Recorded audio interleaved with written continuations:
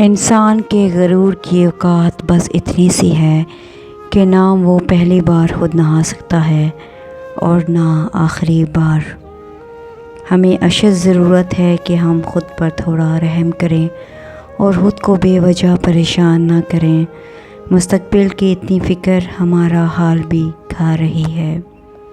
کچھ دیر کے لیے ٹھہر کر خود کو یہ کہیں کہ جو ہو رہا ہے ہونے دو۔ ہم ہر چیز آپ اپنے قابو میں نہیں کر سکتے۔ بے سبب کی سوچیں ہمیں ناشکری کی طرف لے جاتی ہیں۔ ہم ہر کام میں جلد بازی نہ کریں، خود کو نہ تھکائیں۔ جس نے آج تک سنبھالا ہے وہ آگے بھی سنبھالے گا۔ ہم آخر تک ایک دوسرے کی قدر نہیں جانتے۔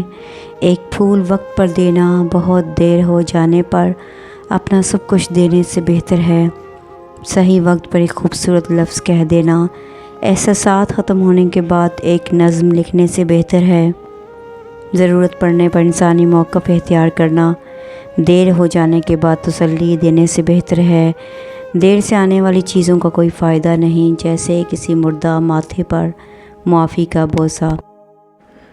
اگر آپ کے پاس پوری دنیا ہے لیکن اللہ تعالیٰ آپ سے ناراض ہے تو آپ کے پاس کچھ نہیں ہے، اور اگر آپ اکیلے ہیں، کوئی آپ کے ساتھ نہیں ہے لیکن اللہ تعالیٰ آپ سے راضی ہے تو آپ کے پاس سب کچھ ہے اور اللہ تعالیٰ کا دوست ہونا کافی ہے۔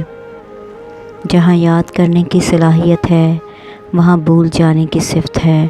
آپ سب سے پہلے اللہ سبحانہ و تعالیٰ کا شکر ادا کریں کہ اس رب کائنات نے یادداشت عطا کی، پھر آپ شکر ادا کریں کہ اس رب العالمین نے بھول جانے کی صفت بھی دی ہے، ورنہ یہ غم ہمیشہ کے لیے غم بن جاتا۔ ایک لڑکی کی کل کائنات اس کی حیا اور پاکیزگی میں ہے۔